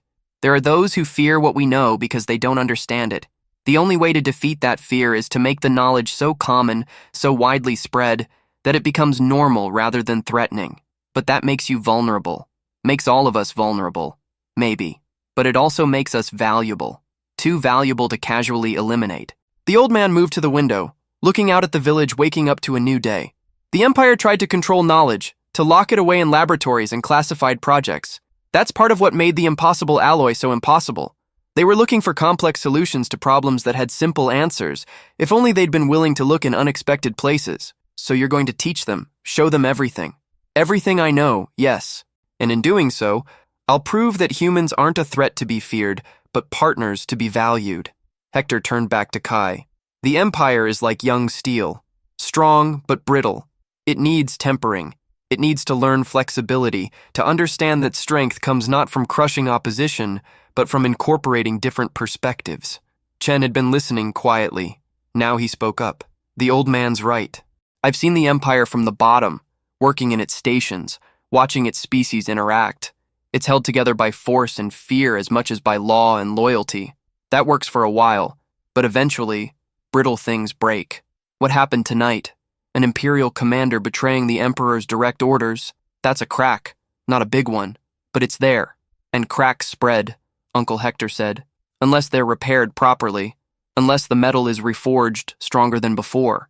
Kai looked at his uncle with new understanding. You're not just teaching metallurgy, are you? You're teaching the Empire how to remake itself. I'm teaching anyone who'll listen how to see the world differently, how to value old wisdom alongside new technology, how to understand that what seems primitive might actually be profound. Hector smiled. If the Empire learns those lessons, great. If not, at least I'll have tried. And at least the knowledge will be out there, spreading, growing, becoming part of how people think. The sun had fully risen now. Outside, Kai could see villagers beginning their daily routines, though they kept casting glances toward the forge. The Emperor's ship was visible overhead, a silver dot against the blue sky, waiting. I should probably get cleaned up, Kai said. If the scientists are coming today, I want to be ready to help. Good idea. And Kai? Uncle Hector's expression was serious. What you did tonight, standing your ground, fighting back with what you had available, trusting that the metal would help you, that was master-level thinking, not because you knew exactly what would happen, but because you understood the principles well enough to improvise. You taught me that. I taught you the basics. You made them your own. Hector clapped him on the shoulder. Now go rest for a few hours. Tonight's crisis is over. Tomorrow's opportunities are about to begin. Kai left the forge and walked back to his uncle's house through a village that was slowly coming alive. People nodded to him as he passed, and he saw respect in their eyes that hadn't been there before. He'd been just another kid who'd left for the stars and come back in trouble. Now he was the one who'd saved them all. It felt strange, uncomfortable. He wasn't sure he deserved it. But as he climbed the stairs to his guest room and finally collapsed into bed, his exhausted mind drifting toward sleep, he allowed himself a small moment of pride. He'd faced impossible odds with nothing but his wits and his uncle's teachings, and he'd won. Tomorrow, they'd start teaching the Empire new ways to think about metal, about knowledge, about what it meant to be strong. Tonight, Kai had shown them something just as important, that humans, underestimated and overlooked, could be dangerous in the best possible way. Not dangerous because they were threatening. Dangerous because they refused to accept that anything was truly impossible. The forge had survived. The village had survived. And in the process, both had proven that sometimes the smallest voices, speaking the simplest truths, could change the course of empires, if anyone had the wisdom to hear them. 3 months had passed since the night of fire and conspiracy. Red Creek had changed in ways both subtle and profound, transformed by the quiet revolution happening in Uncle Hector's forge. Kai stood in the doorway, watching the morning's teaching session. 23 beings from 14 different species crowded the space that had once held only his uncle and his tools. They came from the Empire's most prestigious institutions: quantum physicists from the Zarkothian Science Academy, materials engineers from the Velkari Technical Institute, Even a few military metallurgists who'd been skeptical at first, but were now taking notes with desperate intensity. And at the center of them all, Uncle Hector worked the forge, his weathered hands moving with the same patient precision they'd shown for 50 years. "You see here," Hector was saying, holding up a piece of heated steel with his tongs, "the color tells you everything. Not the crude temperature, but the state of the metal itself. This shade of red means the crystalline structure is open, receptive. Strike it now and you're working with the metal. Wait until it cools to orange and you're fighting against it." A Thune scientist whose name Kai had learned was Dr. Zelmoth raised one of her 4 hands. "But Master Chen, our instruments show that the molecular bonds at both temperatures should respond similarly to applied force. The structural malleability should be, Hector interrupted gently, according to measurements taken in a laboratory under controlled conditions. But metal doesn't live in laboratories. It lives in the real world, where 1,000 variables you can't measure all interact. Humidity in the air, microscopic impurities in the ore. The rhythm of the hammer strikes, even the smith's mood, because mood affects how hard and how precisely you hit," he demonstrated, striking the metal with careful, even blows. "Your instruments are valuable, Doctor. They tell you what should happen, but my hands tell me what is happening. Both kinds of knowledge matter." Kai smiled. His uncle had said variations of this same lesson at least 50 times over the past 3 months, but he said it with the same patience every time. And slowly, incrementally, the scientists were beginning to understand, some of them anyway. Not everyone had been receptive. 5 of the original 30 students had left, frustrated by what they saw as primitive mysticism. They wanted formulas, precise measurements, replicable procedures. Uncle Hector's insistence that metalworking was as much art as science offended their training. But those who'd stayed, they were changing, learning to see the world differently, beginning to understand that advanced technology and ancient wisdom weren't opposites but complementary approaches to the same truths. The morning session ended around noon. The students dispersed for lunch, some heading to the modest dormitory that had been erected on the village outskirts, others walking through Red Creek to the small restaurant that had become their gathering place. The Empire was paying for everything, and the infusion of resources had brought unexpected prosperity to the village. Uncle Hector sat down on his stool with a satisfied sigh. "Good group today. Dr. Zelmoth is really starting to get it. Did you see how she examined that last piece? Actually looked at it instead of just scanning it." "I saw," Kai said. "You're a good teacher, Uncle Hector." "I'm a stubborn old man who talks too much," Hector replied. But he was smiling. "How about you? How are preparations going?" "Almost ready. The ship leaves tomorrow afternoon. I've packed everything I need." The smile faded slightly from Hector's face. "You don't have to go back to space, Kai. You could stay here. Help me teach. Red Creek would be happy to have you." "I know, but the Emperor offered me a position on his engineering staff. It's an opportunity to keep building bridges between humans and the Empire. To show them that we're not just primitive blacksmiths in forgotten villages, but people with valuable perspectives on problems they're facing. You'll be careful." There was worry in the old man's eyes now. Vexara wasn't the only one who thought like she did. Her tribunal revealed that she had sympathizers throughout the military and bureaucracy. Most of them scattered when she was convicted, but some are still out there, still believing that human knowledge is a threat. "I'll be careful," Kai promised. "And I'll have allies. Chen is coming with me. Says he's tired of retirement and wants to see what trouble we can get into together." Uncle Hector laughed. "That man is a bad influence. You're in good hands." They spent the afternoon together, walking through Red Creek, visiting old friends and neighbors. People greeted them warmly, and Kai noticed something he hadn't seen before, the way villagers carried themselves differently now. With a kind of pride that hadn't been there 3 months ago. They were no longer just forgotten humans on a backwater world. They were the village that had taught the Empire something new. As evening approached, they returned to the forge. But they weren't alone. A sleek transport had landed on the village outskirts, and a figure in official imperial robes was waiting by the forge door. It was one of Emperor Zarthek's senior advisors, a being named Karvaith, whose species Kai couldn't immediately identify. The advisor's translucent body pulsed with colors that indicated formal greeting. "Master Chen, Kai Chen, forgive the interruption, but the Emperor has sent me with a message and a gift." "A gift?" Uncle Hector looked suspicious. "Last time someone tried to give me a gift from the Empire, it was a bomb." Karvaith's colors flickered with what might have been amusement. "This gift is considerably less explosive, I assure you.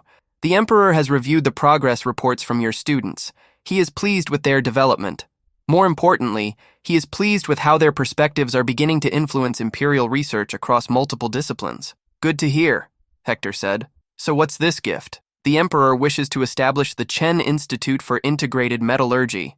Here, in Red Creek, based around your forge but expanded with proper facilities. Students from across the Empire would come to study, not just metallurgy, but the philosophy behind it, the integration of ancient wisdom with modern science. You would serve as founding director if you choose to accept. Uncle Hector was silent for a long moment. Then he shook his head. No. Carvaith's colors shifted to something that suggested confusion. No? But this would formalize your work, provide resources beyond imagination, establish your teaching as an official imperial discipline, and make it official, controlled, part of the bureaucracy. Hector's voice was gentle but firm. I appreciate the offer, advisor. I do. But the moment this forge becomes an official institution, it stops being what makes it valuable. Students wouldn't come here to learn different ways of thinking. They'd come here to get credentials, to check boxes on their academic requirements. The Emperor anticipated you might feel this way, Carvaith said. He instructed me to tell you that he understands, that some things are valuable precisely because they remain outside official structures, but he wanted to make the offer regardless. Then please thank His Majesty for me, Hector said. Tell him I'm honored. Tell him I'll keep teaching anyone who wants to learn. But tell him I'll do it my way, in my forge, without official titles or institutional frameworks. Carvaith's colors swirled in a pattern that might have indicated respect. I will convey your message exactly as stated. The Emperor also asked me to tell you that he has been studying your teaching methods. He believes they have applications far beyond metallurgy. He has begun requiring all senior officials to spend time learning ancient crafts from various species, woodworking, stone carving, traditional agriculture. He calls it perspective training. Now that, Uncle Hector said with a broad smile, sounds like wisdom. Sometimes you need to work with your hands to understand how the world really works. Indeed. And finally, he asked me to give you this. Carvaith produced a small case and opened it, revealing a medal inside. It was made of the impossible alloy, forged into a simple circle with the imperial seal on one side and a hammer and anvil on the other. The imperial medal of wisdom, given to those who teach the Empire new ways to see truth. Uncle Hector took the medal carefully, studying it in the fading light. It's beautiful, but you know what? I think I'll pass this to someone else. He turned and placed the medal in Kai's hands. Give this to Kai. He's the one who had the courage to laugh at the Emperor when everyone else was too scared to speak truth. He's the one who fought off assassins with nothing but a metal bar and quick thinking. If anyone's taught the Empire new ways to see truth, it's him. Uncle Hector, I can't. You can and you will. The old man's voice was firm. I'm just a blacksmith who happens to know some old techniques. You're someone who took those techniques and used them to save lives, to bridge worlds, to show that courage and wisdom don't require advanced technology or political power. Kai looked down at the metal, feeling its weight in his hands. The impossible alloy caught the last rays of sunlight, swirling with colors that no normal metal could produce. The Emperor will be pleased, Carvaith said. He has high expectations for you, young Kai. Your assignment to his engineering staff is only the beginning. He believes you represent something important, a generation of humans who can navigate both the old ways and the new, who can translate between tradition and innovation. I'll do my best, Kai said quietly.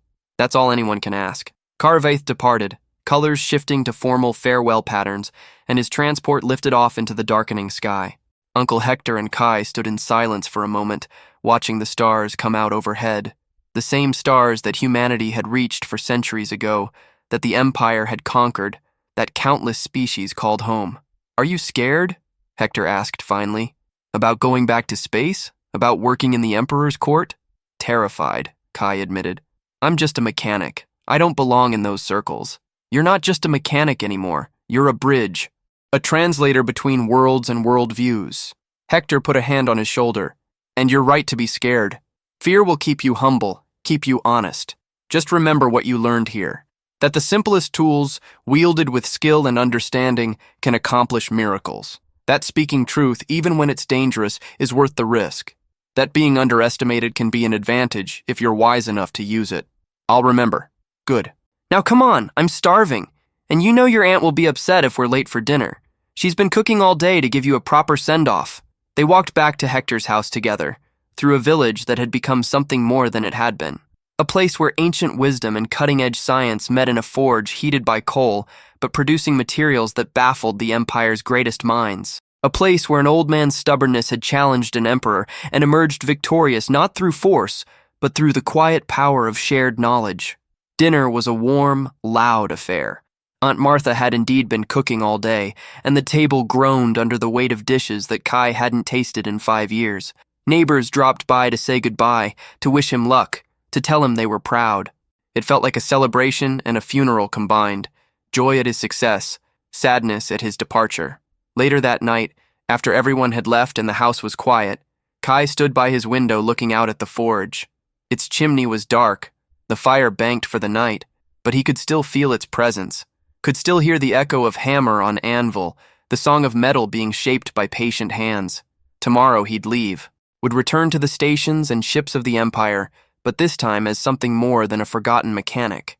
He'd carry the lessons of the forge with him, would try to be the bridge his uncle believed he could be, but tonight, he was home, and that was enough. The Imperial Engineering Complex made Station Crinthia look like a child's toy. Kai stood in the central plaza, craning his neck to take in the towers of crystalline metal that reached toward the artificial sky. Ships came and went in perfectly orchestrated patterns, carrying materials and personnel from across the Empire. Beings of 100 species moved through the space with purposeful efficiency. And somewhere in this vast machinery of innovation and industry, Kai was supposed to make a difference. Overwhelming, isn't it?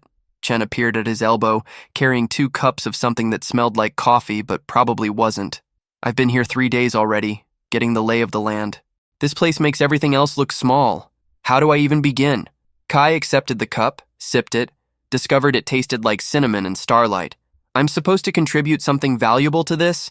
They have quantum engineers who can calculate dimensional mathematics in their sleep. They have materials scientists who've forgotten more than Uncle Hector ever knew. What can I possibly offer? Perspective, Chen said. The one thing they don't have. Come on, your orientation starts in 20 minutes. Don't want to be late on your first day. The orientation was conducted by a senior engineer named Brathix, a towering Velkari with 4 arms and an attitude that suggested suffering fools was not on his agenda. He led Kai through the complex, pointing out laboratories and testing facilities, rattling off capabilities and protocols with the bored efficiency of someone who'd given this tour 1,000 times. You'll be assigned to the Materials Innovation Division, Brathix said as they walked.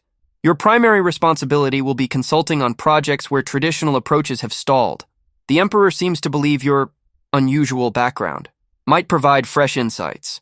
The doubt in Brathix's voice was unmistakable. Kai had heard that tone before, the skepticism of experts confronted with someone who didn't fit their expectations of competence. I'll do my best, Kai said mildly. Yes, well, your first project briefing is this afternoon. Team will catch you up on current challenges. Try to keep up. Brathix departed, leaving Kai standing in a corridor that stretched for what looked like miles in both directions. Friendly fellow, Chen observed. Real warm welcome to the team. He thinks I'm a waste of his time, Kai said. Can't really blame him. I probably am. Or maybe you're exactly what this place needs. Chen gestured around at the gleaming technology, the perfect efficiency. Look at all this, Kai. It's incredible, sure, but it's also rigid. Everyone here thinks the same way, uses the same approaches. They've built a magnificent machine, but machines only do what they're designed to do. Sometimes you need a human with a hammer to show them what else is possible. The afternoon briefing proved Chen right in ways Kai hadn't expected. The Materials Innovation Division occupied a massive laboratory space filled with equipment Kai couldn't begin to understand. Holograms floated everywhere, showing molecular structures and stress analysis in data streams. 23 engineers of various species worked at stations that hummed with quantum processing power, and they were stuck. The team leader, a brilliant Zarkothian named Dr. Valishra, explained the problem. We're trying to develop a new generation of ship hull plating. Current materials can withstand most conventional weapons, but fail against the new plasma cascade technology that's emerging. We need something that can absorb massive energy spikes without structural failure. What have you tried? Kai asked. Valishra waved a hand, and hollows blossomed around them, showing hundreds of different molecular configurations. Everything. Carbon fiber composites, crystalline matrices, quantum-locked lattices, hybrid organics. We can make materials that absorb energy, but they become brittle. We can make materials that stay flexible, but they can't handle the heat. Every solution creates new problems. Kai studied the displays, feeling out of his depth. These scientists had forgotten more about material science than he'd ever know. What could he possibly suggest that they hadn't already tried? Then he remembered something Uncle Hector had said during a teaching session. What does the metal want to be? Dr. Valishra, Kai said slowly. All of these designs, they're trying to force the material to do two things at once. Be flexible and rigid. Absorb energy and dissipate it. You're fighting against the material's natural tendencies. That's correct, Valishra said patiently, as if explaining something to a child. We need materials that can perform multiple functions simultaneously. But what if you don't? Kai moved closer to the hollows, studying the molecular structures. What if instead of one material trying to do everything, you used layers? Different materials, each doing what it naturally does best, working together. Composite plating has been tested extensively, Brathix said dismissively. The interface between layers creates weak points. Energy transfer between materials with different properties causes structural failure. Only if the layers are static, Kai said, the idea forming as he spoke. But what if they weren't? What if the layers could shift in response to stress, like folded steel? My uncle makes swords sometimes, folds the metal over on itself hundreds of times, creates layers that can slide microscopically relative to each other, makes the blade stronger than any single piece of metal could be, and more flexible too. The room had gone quiet. Engineers were turning away from their stations, listening now. Folded steel is a primitive technique, Valishra said, but her voice had lost its patient condescension. She sounded interested. The layers in folded steel are created through repeated heating and hammering. We can't hammer ship hull plating. No, but you can create similar structures at the molecular level. Build layers with interfaces designed to allow controlled slippage. Each layer optimized for a different stress response. One for impact, one for heat, one for flexibility. They'd work together, supporting each other, distributing stress in ways that no single material could handle. The computational modeling for that would be extraordinarily complex, someone muttered. Then start simple, Kai suggested. Build a test piece with just 3 layers. See if the principle works. If it does, you can scale up complexity from there. Dr. Valishra was studying the hollows with new intensity, her crystalline features reflecting the light in thoughtful patterns. It's not impossible. The quantum forge could create the layer structure. We'd need to design interface parameters that allow controlled slippage without compromising overall integrity. But theoretically, it's worth testing, Brathix finished, and Kai heard respect in the engineer's voice for the first time. Begin modeling immediately. I want preliminary results by tomorrow. The team erupted into activity, engineers rushing to their stations, holograms multiplying as they began running simulations. Kai found himself standing forgotten in the center of the chaos, watching as his simple suggestion sparked a flurry of advanced research. Chen appeared beside him, grinning. Well, looks like you just earned your place here. I just suggested something obvious, Kai protested. Something Uncle Hector taught me years ago. Obvious to you, revolutionary to them. Chen clapped him on the shoulder. That's the power of perspective, boy. You see things they don't because you come from a different place, learned from different teachers. Don't undervalue that. Over the following weeks, Kai found his rhythm in the engineering complex. The layered hull plating project showed promising results, leading to a full-scale prototype that outperformed every other design. Word spread, and other teams started requesting his input on their stalled projects. He became known as the engineer who thought sideways, who suggested simple solutions to complex problems, who referenced ancient techniques in discussing cutting-edge technology. Some colleagues thought he was brilliant. Others thought he was lucky. A few thought he was a fraud who'd somehow convinced the Emperor to give him a position he didn't deserve. Kai didn't worry much about the opinions. He focused on the work, on being useful, on building the bridges his uncle had talked about. But not everyone was pleased with his success. 6 weeks after his arrival, Kai was working late in his assigned lab space, reviewing designs for a new generation of quantum sensors. Most of the complex was empty, the night shift minimal. He was so focused on the work that he didn't hear the door open behind him. Hello, human. Kai spun around. 3 figures stood in the doorway, silhouetted by the corridor lights. As they stepped into the lab, he recognized their species, Skari, the same reptilian race as Commander Vexara. Can I help you? Kai kept his voice steady, but his hand drifted toward the emergency alert on his wrist. You already helped, the lead figure said, his voice dripping with contempt.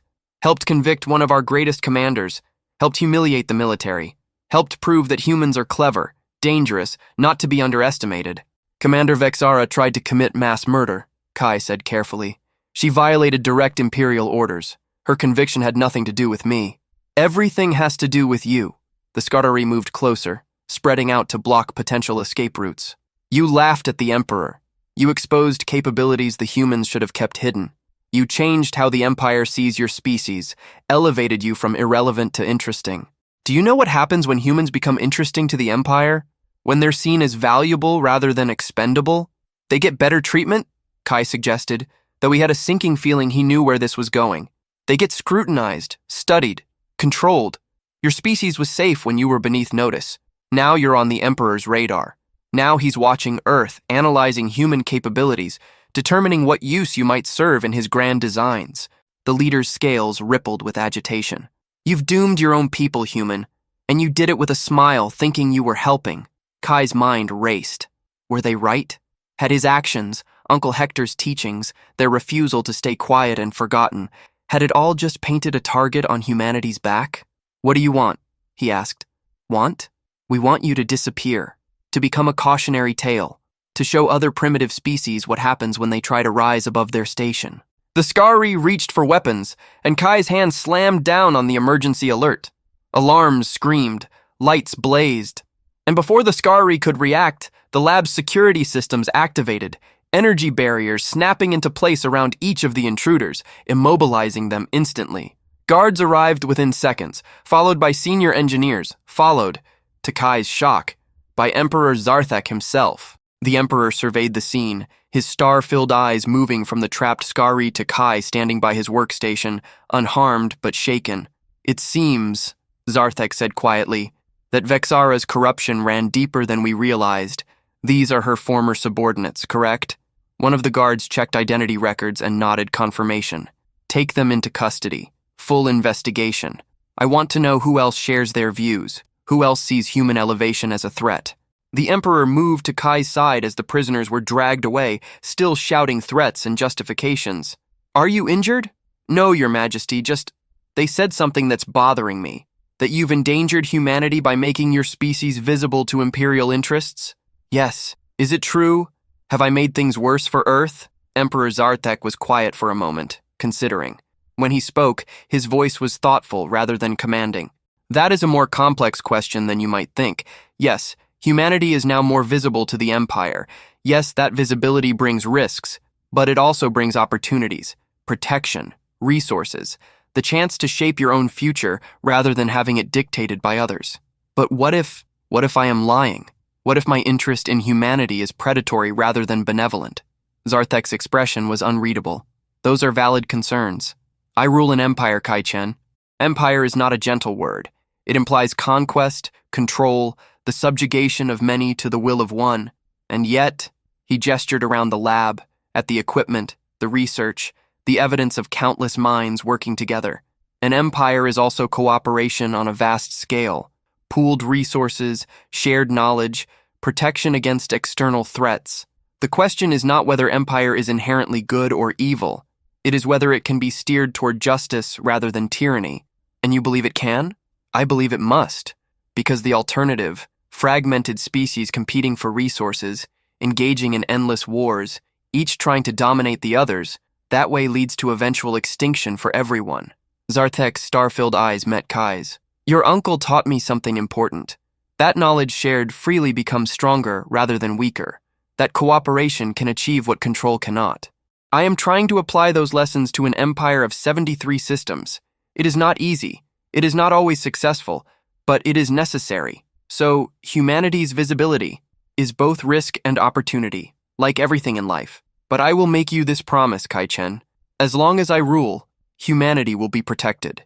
Your species will be valued for what you contribute, not exploited for what you possess. And if my successors try to change that after I'm gone, he smiled, and it was not a comforting expression. Well, your uncle has taught enough students now that his philosophy is spreading throughout the empire. Knowledge cannot be unlearned once it's widely distributed. The seeds have been planted. They will grow. The emperor departed, leaving Kai alone in the lab with security guards posted at the door. Alone with his thoughts and fears and the uncomfortable realization that nothing was ever simple. that every choice had consequences that rippled outward in unpredictable ways. But as he returned to his work, to the designs and problems and the slow, patient process of building better solutions, Kai found himself thinking about Uncle Hector's forge, about metal heated and hammered and folded, each strike adding strength, each stress creating resilience. Maybe species were like that too. Maybe humanity needed to be tested, needed to be visible, needed to face challenges and risks. Maybe staying hidden and safe would have been a slower death than engaging with the Empire and all its dangers. Maybe being underestimated had been comfortable, but growth required stepping into the light. 1 year after the night Kai had laughed at the Emperor, he returned to Red Creek. The village had changed even more. The forge now occupied a larger building, not an institution, Uncle Hector had made sure of that, but an expanded space that could hold more students.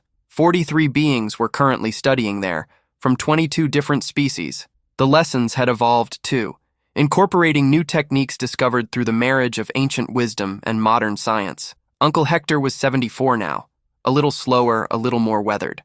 But his hands were still steady on the hammer, his voice still patient in explanation, his eyes still sharp with understanding.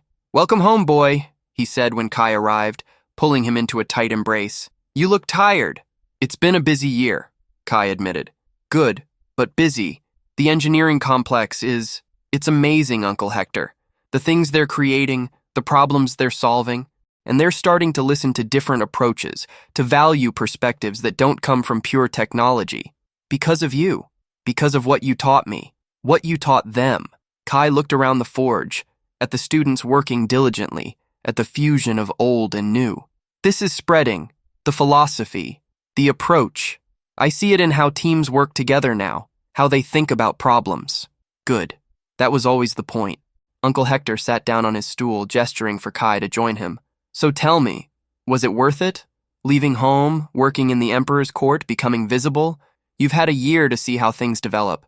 Do you regret laughing that day?" Kai thought about the question seriously, thought about the attempts on his life, the pressure, the constant awareness that he represented more than just himself now.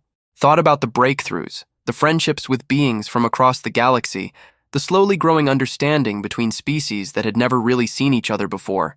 "No," he said finally. "I don't regret it. It's dangerous. It's complicated. There are people who hate what we represent, who see human elevation as a threat. But there are more people who are curious, who want to learn, who see possibility instead of threat. The balance is tilting toward understanding, slowly. But it's moving." "Then you've done well?"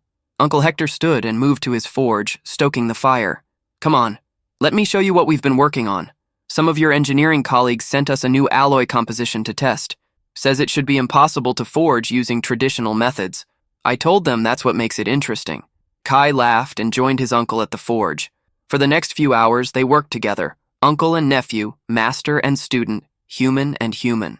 The hammer sang its ancient song against the anvil, and the metal shaped itself under their patient hands. Students watched and learned. Techniques refined over generations merged with insights gained from quantum physics. The old ways and the new ways met in the fire, and both emerged stronger for the meeting.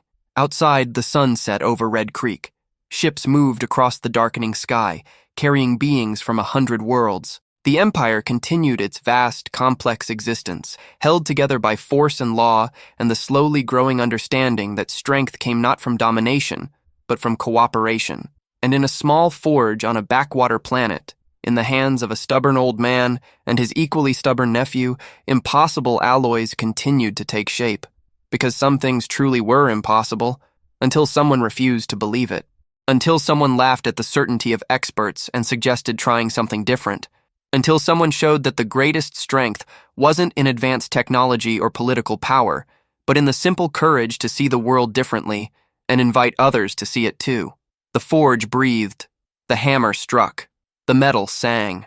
And across an empire of 73 systems, the echoes of that song continued to spread, changing everything they touched, one careful strike at a time. The future remained uncertain. Threats still existed. The balance between cooperation and control would always be precarious. But tonight, in Red Creek, under stars that humanity had dreamed of reaching for thousands of years, Kai Chen worked beside his uncle and felt something like peace. because he had learned the most important lesson the forge could teach, that even the most impossible transformations began with a single strike of the hammer, and that sometimes the humblest teacher in the most forgotten place could reshape empires, not through force, but through the quiet power of wisdom freely shared. The impossible alloy was real, and so was hope. The end.